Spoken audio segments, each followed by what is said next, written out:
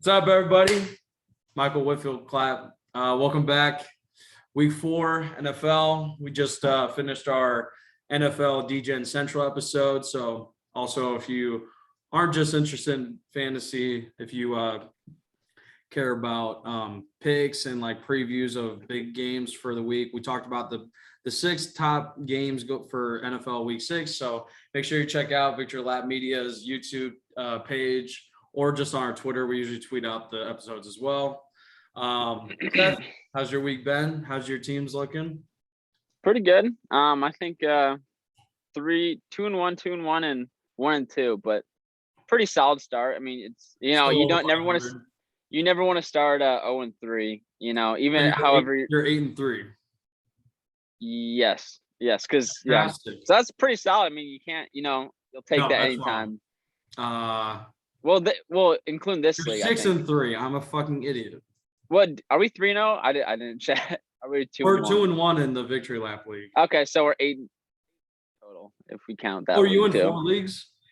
Well, 3 and then this one, so 4. Okay, so 8-4. Victory Lap. Gotcha. Yeah, that's good solid. Though. That's 66%. I am 3-0. 2-1 you're 3-0 in our league, and then Josh is 2-1. Yeah, so I'm 3-0 in 2 leagues. I'm 2-1 in 2 leagues, I think. I think. Damn, did I lose in Noah's this week? No, you're 3-0. Okay. 2-1. Okay. 2-1. And then Josh is on 2-1, right? Yes. Okay, cool. Yeah, so I am 10-2. Damn, man, showing off. I thought it was 9-3 for some reason, but I guess I'm 3-0 in 2 leagues and 2-1 in 2 of them. But our Victor Lap League, we got destroyed by Mr. Ryan Schaefer. We actually went to high school with him, all 3 of us. So shout out Ryan Schaefer. He put up 150 bomb on us. Our Monday night and Sunday night players were trying hard to. We were only after like the 1 and the 4 o'clock games, we were only projected to finish with like 110, and Ryan already had like 145. And our team ended up getting close to 130. So shout out Zeke and whoever. Cooper Kupp. Yeah. Cooper Kupp went crazy. Dude, I'm so proud. I'm just so pissed I couldn't get him more leagues. I would have taken him in every league I could have if I would have got the opportunity when he came around. But so we're gonna talk about one of the things we're gonna talk about. I feel like I don't want to waste everyone's time talking like a crazy amount just about like our main Victory Lap League. I think it'll be more important to talk about that maybe closer to the trade deadline and closer to like playoff time. So, especially like our viewers that aren't even attached to the league specifically. I think also it's easier to talk about it when all 3 of us are here, like me, Seth, and because we all control the team. So like, even if we talk about hypothetical trades or anything, it's not really going to go through. So we're 2-1. Is anybody in our division 3-0? I'm not sure. But as I pull that up, we actually got a new sponsor, Victor Lap Media. So West Wind Brewery Company. They're a brewery in Elkhart. And they're actually going to host a pre-game celebration show, host, whatever, the Friday before the USC Notre Dame game. I believe it's the Friday. So if you're interested in meeting up, hanging out, especially if you're a big Notre Dame fan, they got great beer. So I definitely, especially if you haven't been there before, go and try it out. I'm sure they have, Seth, what are those called? Like the boards where you get 4 or 5 of them. Fuck, no, damn it. I know. I'm sure like a flight. Yeah. So get a flight, try some beers, talk some Notre Dame football. We retweeted their page. So definitely give West Wind Brewery a follow as well on Twitter. They just tweeted out this beautiful, elegant little shooter glass of beer. Oh my gosh, it makes me thirsty. Oh, look at that. Sponsored by West. That's Maker's Mark, but all right. Save the beer for the weekend. So tonight, Thursday night, just real quick. No Christian McCaffrey, or fuck, that's a different game. We got the Bengals and the Jaguars. Nothing crazy. How you feeling about Joe Burrow? Like as for fantasy purposes. Yeah, I think he's definitely. If we looking at, I'm trying to think who else was in his class, but I mean, compared to the rookies now, I mean, no, he's a year ahead, but the rookies now don't look to be any bit fantasy relevant. And who else was in his class? But I mean, I can't think off the top of my head. Sam Darnold. Sam Darnold. No, he's I think a year ahead. He's a year ahead. But I mean, compared to Kyler was a year before too, right? Yes. Yeah, because he was a number one pick too. So I mean, I think he's gonna be able to support. He's gonna be a perfect bye week quarterback if you Jamar Chase, and I mean, I know T. Higgins has been hurt, but Tyler Boyd and Joe Mixon, your boy, finally showing something this year. Everybody hated on him this year, and I kind of, usually when there's so much hate towards a player like that, usually, it's early, but yeah. I don't think I've mentioned it actually on this podcast, but I don't think I've ever taken Joe Mixon in a fantasy league before. Whether it's he just goes before me, or maybe I just wasn't feeling him, or I took a receiver, whatever. I actually got him with in our home league. I had the first overall pick, so took Christian McCaffrey, obviously 12-man league, got back to me, and I took Jefferson. I took Justin Jefferson and I took Joe Mixon. And I was like, yeah, 3rd round Joe Mixon. That sounds good to me. So he had a really good week 1. He had a really good week 1. He only had like 8 or 9 points against the Bears. And then who'd they just beat? They beat the Steelers. Yeah, the Steelers. So I think he had like 12 or 13. He had 90 rushing yards. So he didn't have a touchdown last week, but 90 rushing yards on 18 carries, 5 yards a carry. I mean, that's he had 10.2 against Pittsburgh, who's got a really good run defense. So but if you look at Joe Mixon, his next 3 games are the Jacksonville Jaguars tonight, the Green Bay Packers, the Lions, the Ravens, and then the Jets. So, I mean, and that was going to be the other thing we talk about. Joe Mixon's coming off an 8 and a 10-point performance.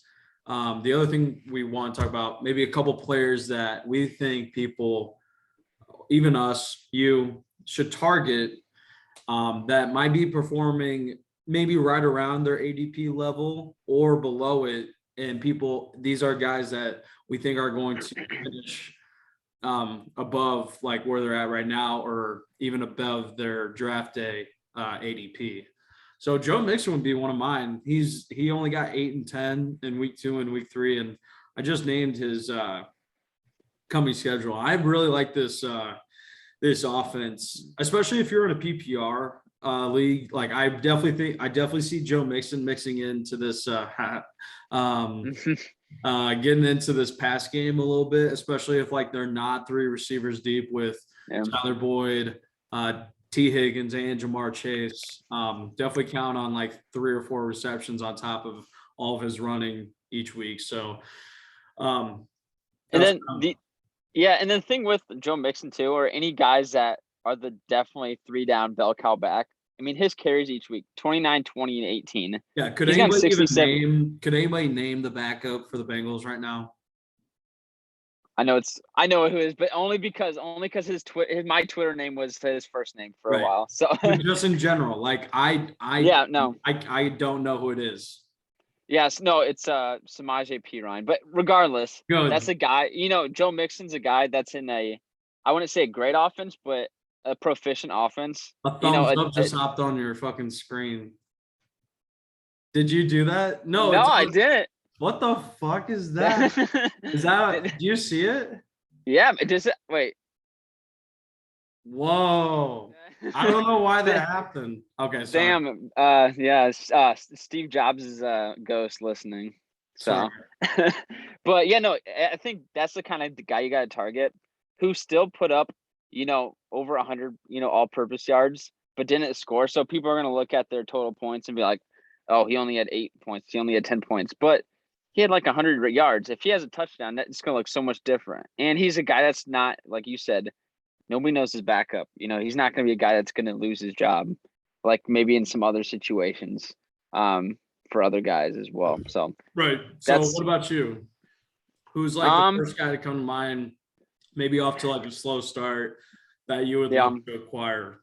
Yeah, I have him in 2 leagues. So maybe not me personally. Maybe if I can give him all 3, I'll make it. But I think Kyle Pitts. I know you were not on the Kyle Pitts train this year, and you're looking right on that piece right there. I may have overdrafted him, overhyped him a little bit, but you have Kyle Pitts in 2 of your leagues. Yeah.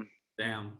Yeah. So, and then I was like, man, I got him in like the 5th round. So, I mean, a little early, I would say, at this point. But he's a tight end 15 right now. But if he has a touchdown, he's like the tight end 8 or 9, depending on your league. Just 1 touchdown. So, I know the points haven't come yet, but he's one of those guys where he's uber talented. You have your guys that are like in good situations, but maybe they're not as talented. But like Kyle Pitts is it's also just a whole problem with the pass game in general. Like you look at Calvin Ridley, I mean, no one that drafted him early side of the 2nd round is really getting a whole lot of value out of him. I actually got offered Calvin Ridley straight up for Joe Mixon in that league that we were talking about, and I declined it. So who has Calvin Ridley? Was it Blaine? Blaine, okay.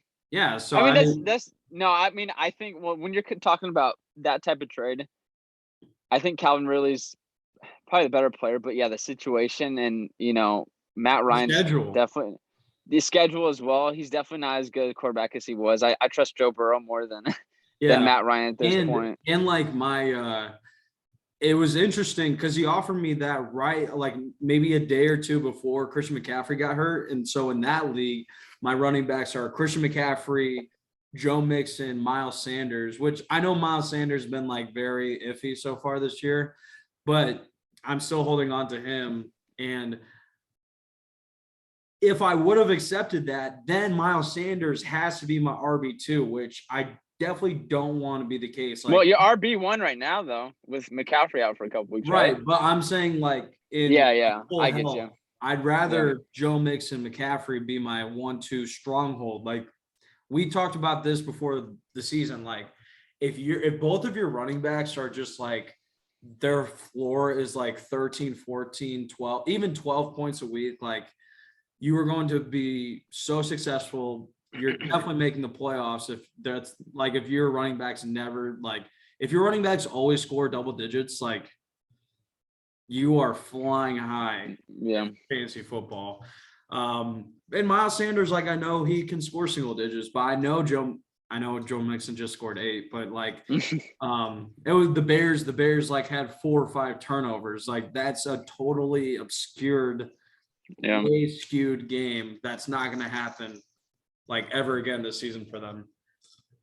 Yeah, no, I agree with the Mixon. I mean that's a fair offer, I would say, but it depends on your situation as well. And I don't think my wide receivers were Justin Jefferson, Tyler Lockett, so Mike Williams. Yeah, if for you, like your team is, I don't think I would start Calvin maybe over Justin Jefferson, but Justin Jefferson just scored his first touchdown of the year. Even that, I mean, that's tough. I mean, yeah, it really depends on your needs. Like talking in a vacuum, for some teams that might be a good trade, but for like you personally, looking at your team, you're gonna, you have Jefferson, Lockett, Mike Williams, who's been a top 3 receiver, and then you have like I think Antonio Brown too when he gets like he's startable. I'm definitely gonna be trading some receivers soon. No doubt about that. What about you?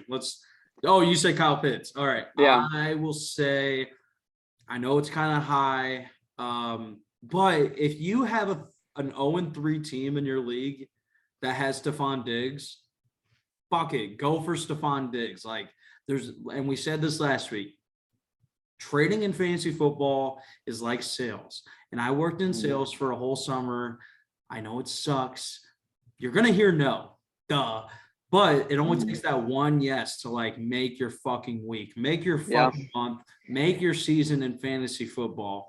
So go offer him like, I don't know, like a Marvin Jones Jr. and like a Clyde Edwards-Helaire. I don't know, something like that. Go offer him someone that's like could be on your bench every other week with like one of your starters. With Stephon Diggs, Josh Allen is a top 3 quarterback in the league right now, no doubt about it. Stephon Diggs' numbers and production is going to come around, especially with the schedule that they have, playing the Patriots, the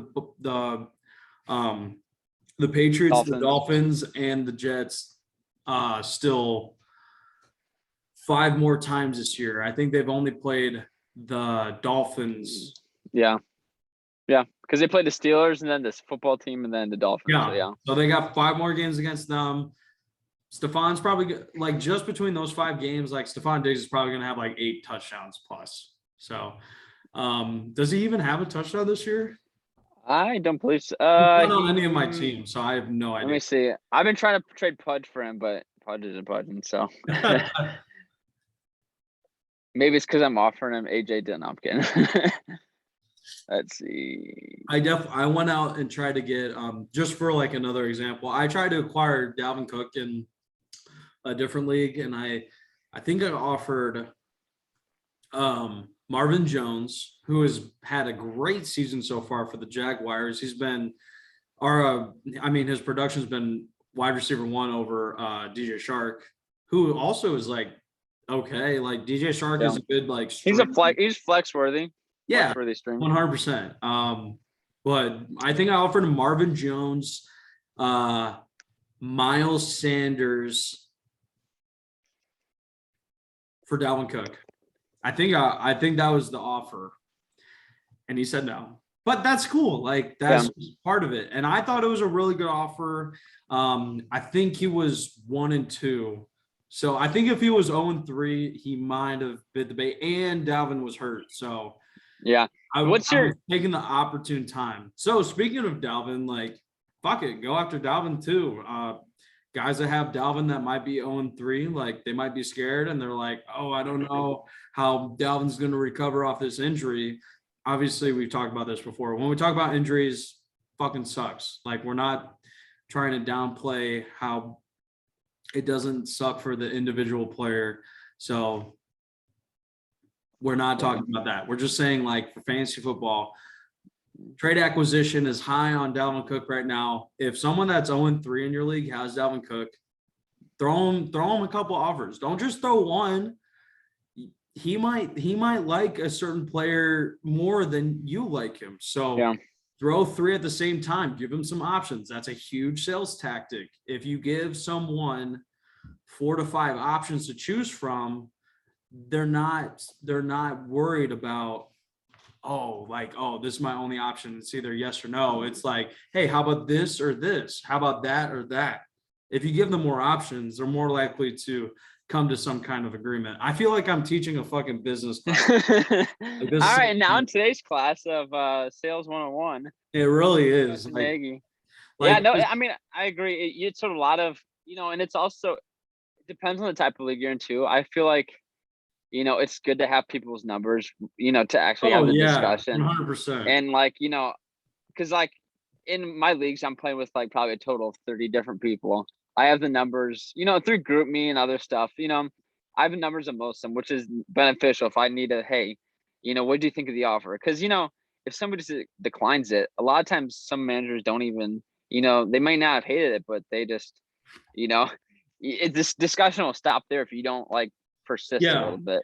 And we're not saying like send a fucking paragraph. I mean, well, and that's the other thing. If you do too much, the other person's gonna get like the sales guy kind of vibe.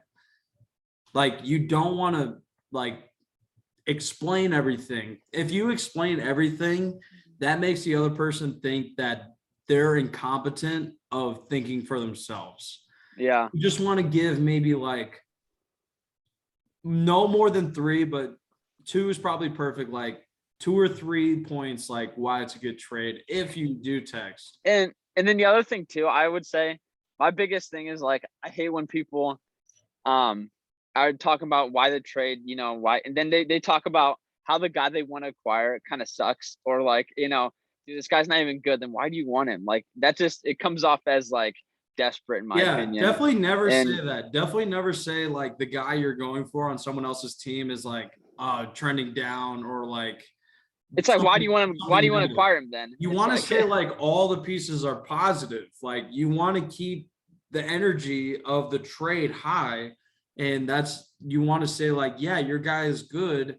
I just think that it'll be more beneficial for you to have 2 guys that can start that I'm giving you currently compared to your roster, especially when guys are 3. I did this. When I was in college, I think it was my junior year. I was playing in not the same IU league with Seth, but I was playing in a league, and I made a really good fucking trade with a guy that was 1-3, and I was gonna get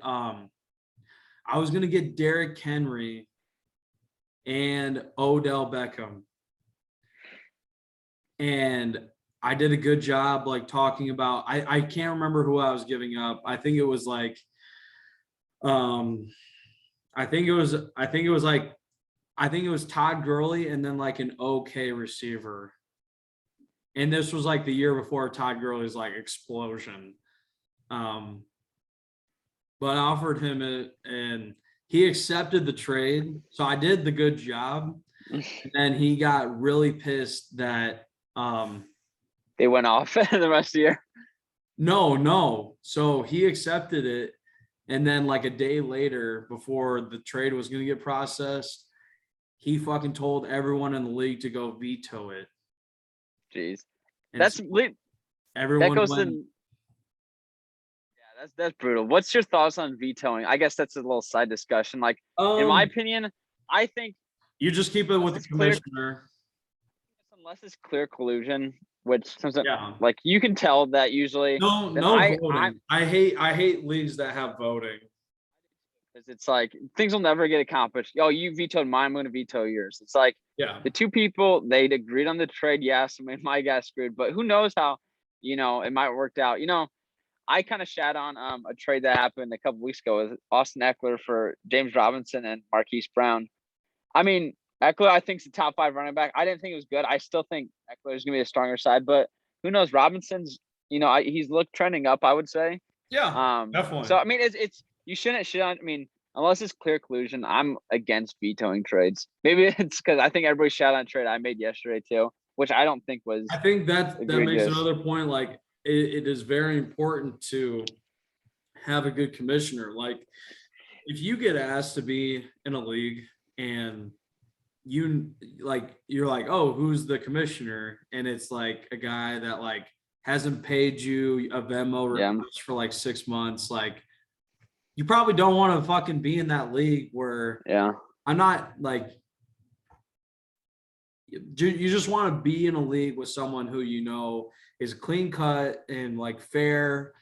Someone that's going to look at both sides and definitely not look out just for himself. Like, and that's why it's important to have those kind of conversations before the season starts too. Like you don't want to be super vague about rules and trading and vetoing and the playoffs and tiebreakers. That's just like, I know this week hasn't been really like super on to like this week's matchups, but trading is very important. So sorry if you're trying to get trades through and your league is just fucking you in the ass. Like, that's not your fault. Just make sure you're in better positions, better leagues next year to where good moves will reward you and not screw you over.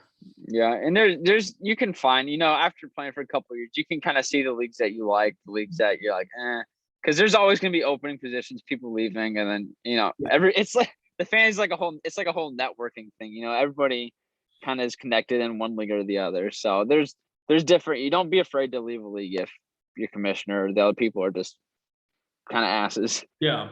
All right. Let's flip it on its head. Let's both do one or two guys that we would like to trade, guys that are performing well Outside above their ADP from draft day, and guys that we don't think are going to hold their current rate of production.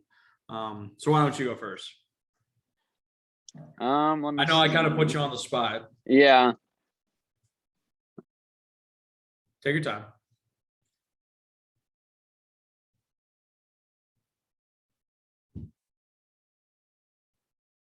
All right, I'll go first. Okay. Oh no. Let me. I think I got it.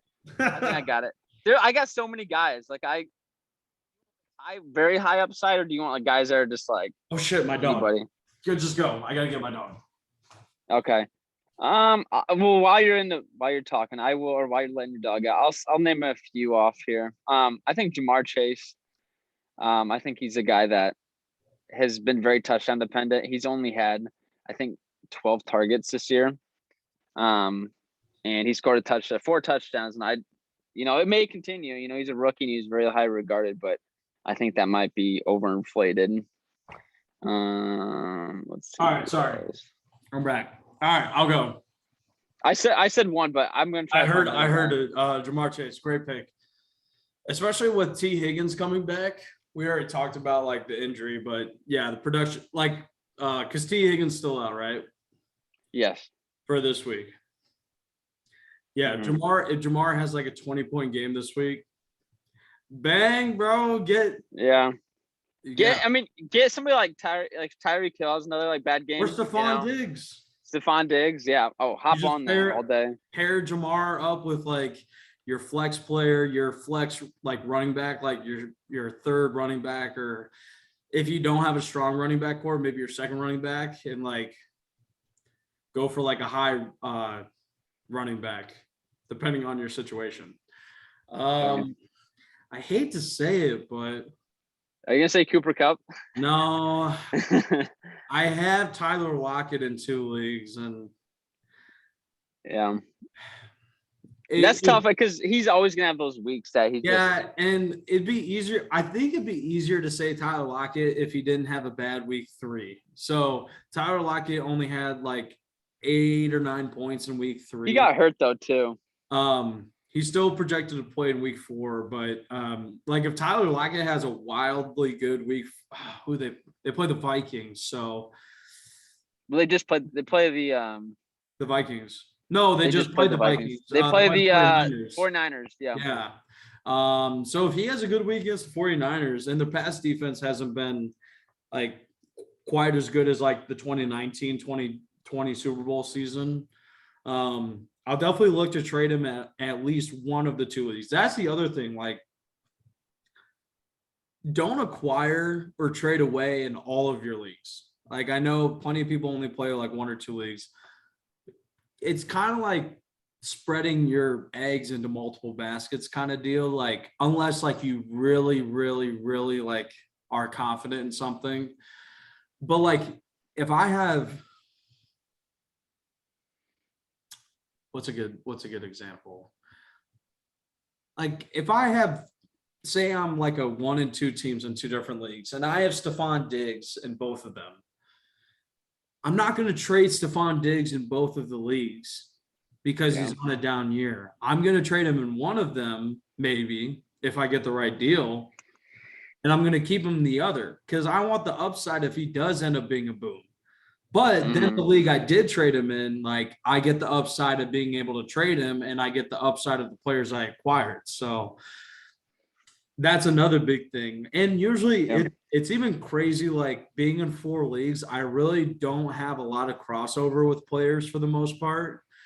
I try to spread out my draft picks too. I'll trade draft picks if I don't want them to be too similar. Like I want my leagues to be different. I don't want the same, because that means you're either winning or losing in both leagues every week.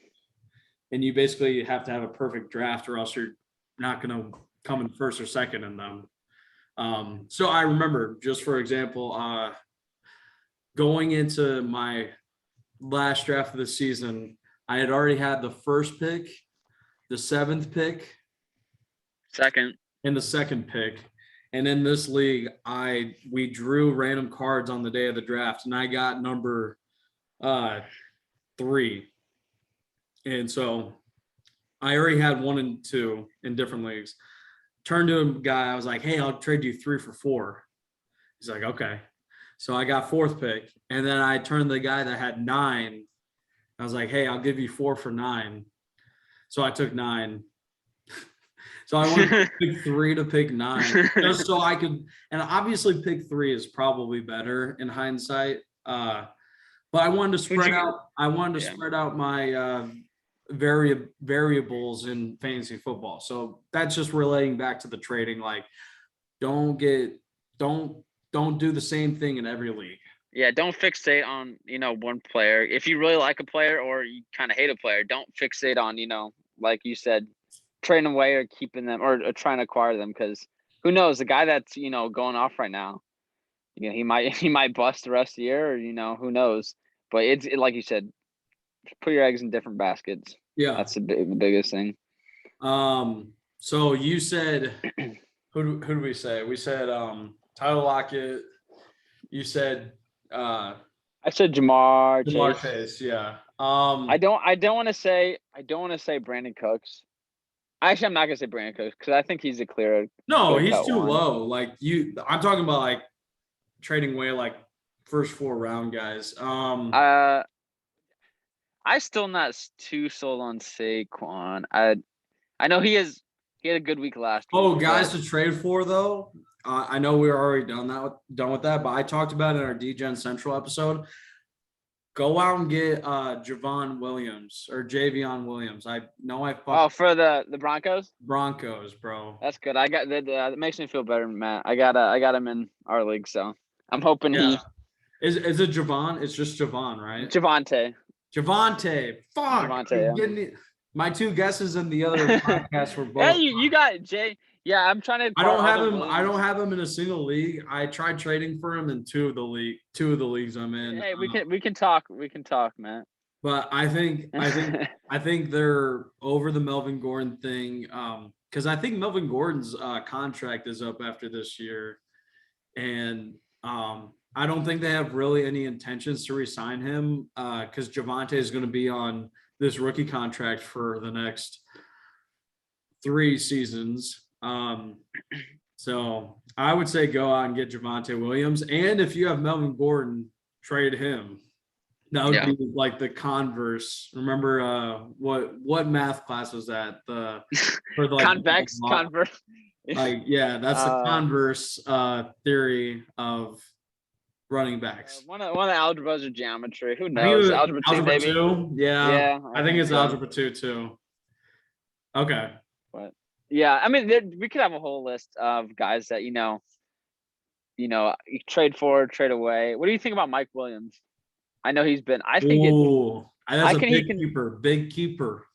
I think unless you're getting blown away with like a Tyreek Hill or Stephon Diggs, I'm keeping the fuck out of him because look at the defenses they played. They played the Cowboys, still had a really good game, and they just beat? They beat the Chiefs. The Chiefs. This ass defense. I'm trying to remember. Oh, they played Washington's is bad too. Dude, no, but I think I would keep him as well unless you're gonna get like a Tyreek Hill, Stephon Diggs, a guy that's okay. I agree. Let's do this. Let's do a rapid fire round to end off the podcast.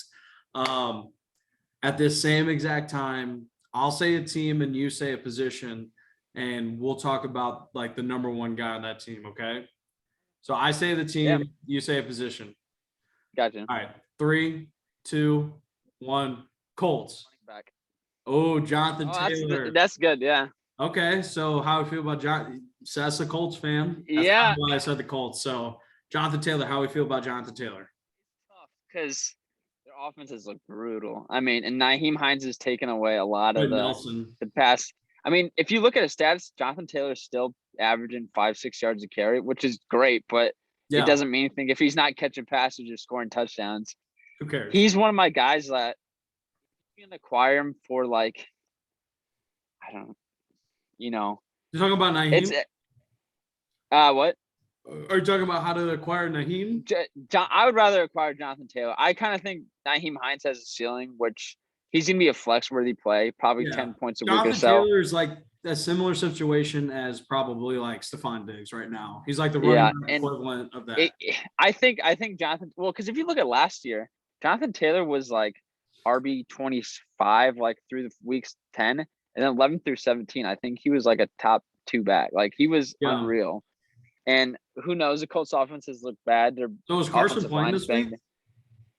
Unfortunately. Oh, at this point, I kind of want him to be benched, and then so they can keep their first round pick. You want the horns up? Yeah. Wait, is it that? You had it right. No, you have it right. Yeah. Okay. Oh, this is Hawaii. Aloha, motherfucker. But I think Taylor, for me, get Jonathan Taylor for like, I don't know, maybe like a Tyler Lockett. I think. Damn. I mean, I think I value running backs. Like, you can never have too many running backs, and I think you can find a different. I mean, just like your team right here. I'm looking at your team. You got Jefferson, Lockett, Mike Williams, Marvin Jones, Antonio Brown, Robbie Anderson. You can piece it. You don't really. I mean, this is a little different because you don't really need a running back. It makes it more interesting with the McCaffrey injury for sure. It does a little bit, but I think if you. I'm going to make the playoffs regardless. I should just wait. Yeah, I mean, if you make 3-0, yeah, you're making the playoffs. Yeah. So I mean, I think I'm not going to go over the top to acquire him, but if you throw like an offer out there, start low and kind of see what the manager's got to say. And yep, I've done a couple, so I'm feeling it out a little bit. All right, this time you do the team and I'll do the position. Okay. Let me think. Let me try to find an interesting team. Okay. Right. Hopefully. Okay. So okay. Ready? Steelers. 3, 2, 1. You forgot? No, I fucked. I already said the team. I said the team already. Oh, I didn't even hear you. Okay, we'll do it again. All right, 3, 2, 1. Wide receiver. That's a good one. Steelers. Oh, I couldn't hear you. Okay, so who's even the number 1 on the team? Juju or Chase? Probably Chase. I mean, or I think Deontay. Juju's or Deontay. Damn, this is a good topic. You probably are glad I picked wide receiver then. No, I was like, I'm glad you didn't pick running back because there's no other running backs except Najee. Yeah. Man, dude. Okay, let's do each buy or sell for each receiver, okay? Deontay Johnson.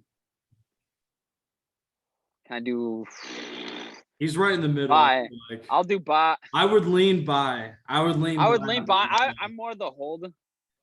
And the good thing about Deontay Johnson right now is that, bro, Big Ben, like, what the fuck is going on with Big Ben? If they decide to sit Big Ben somehow at some point this season, Deontay is going to get everything, bro. He is going to become the Michael Thomas of that offense, like he was last year.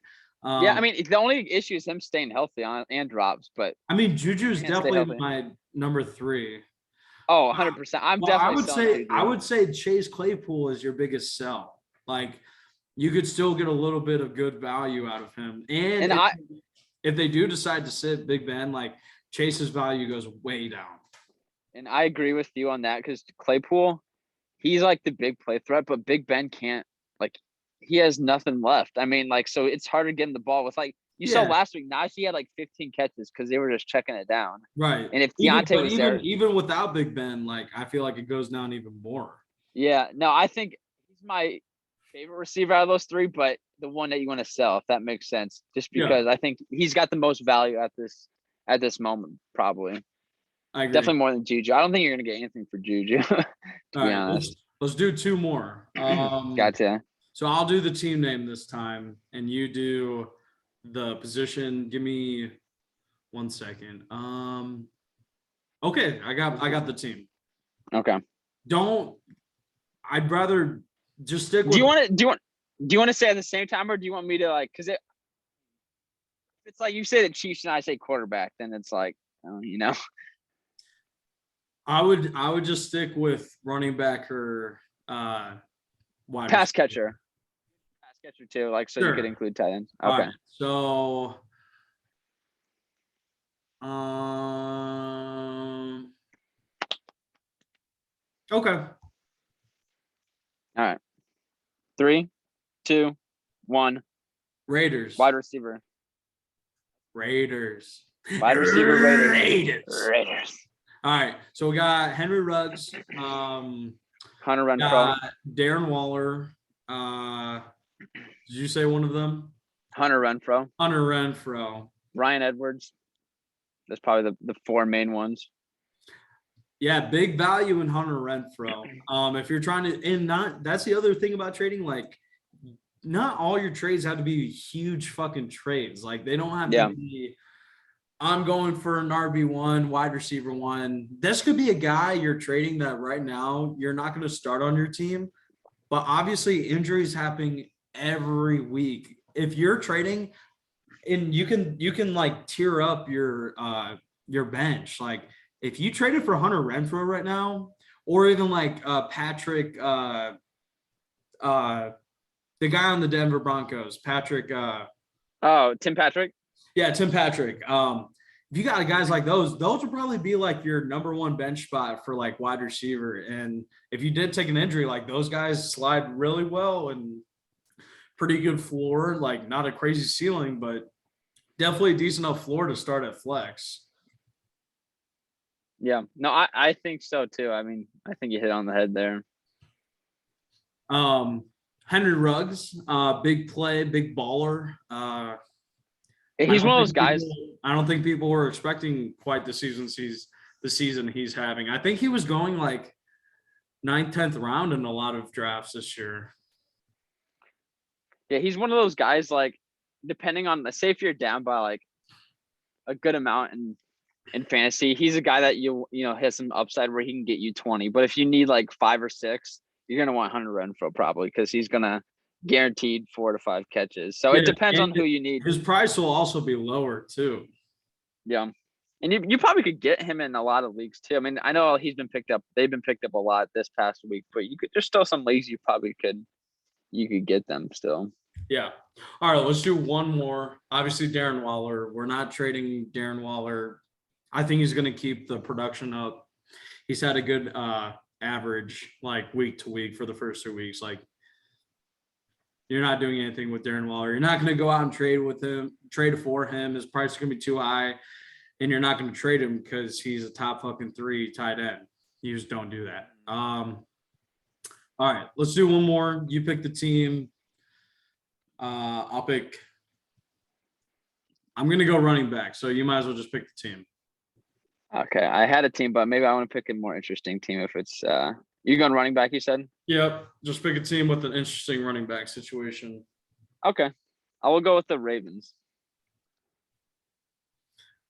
Ravens. Ooh, bro. Tyson. I'm staying away from all of them, to be honest. Tyson Williams has imploded. Yeah. Gosh, that was a quick run of his. Well, okay, we'll do another one. How about the Falcons? This one's somewhat interesting to me. The Mike Davis and Cordell Patterson. I'm kind of high on Cordell Patterson. I think he can be, on his usage, I mean, I think he can be a valuable flex for a lot of people, to be honest. Yeah, that's fair. Well, I've seen a bunch of people dropping Mark Ingram this week too. Oh fuck, he's not on the Ravens anymore, is he? He's on he's on the Texans. God damn it. I hate Mark Ingram anyways. Dude, I know. He was on my hate list like every week this year, and that's just on brand. But okay. Yeah, what are they gonna do what are they gonna do there? Where? Which one? In Baltimore, like what is the running back situation? I mean, they should just Lamar Jackson. But no, I think Tyson is he's definitely better than Devontae Freeman and I know Le'Veon Bell's not active. Who's the other Trent Canton? No, who's the other active running back that they are using? I can't even think of him right now. Exactly. But Latavius Murray. Oh yeah, Latavius Murray. But he's like an okay backup. I mean, he's nothing like special. Yeah, I agree. Maybe in like a deep, like 16-man league. Yeah. I wouldn't roster him in the 12-man league. No. All right, you can tell we're running out of guys to talk about, so I think we're gonna wrap it up there. So good luck again, as always.